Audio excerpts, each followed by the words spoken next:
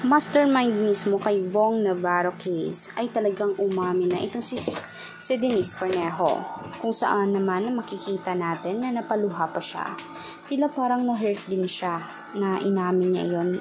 Siguro na nga ay alam niya ang consequences na magaganap kapag aaminin niya ang kasalanang iyon, dahil malaki talaga ang pagpataw nun.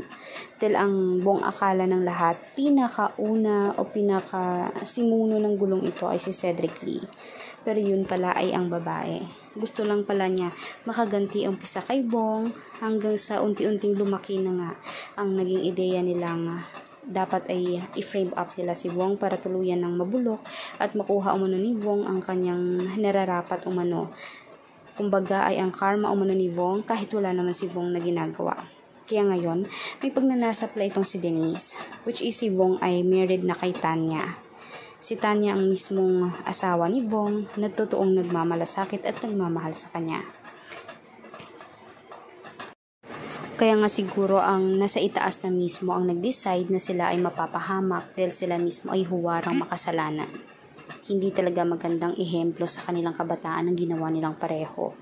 Kaya ngayon, haharapin nila ang karma, consequences ng mga kasalanan nila. Kaya for more videos updates, mag-subscribe na guys, i-like at i-share ang ating videos para sa marami pang balita patungkol din sa kanila at sa iba pang mga artista.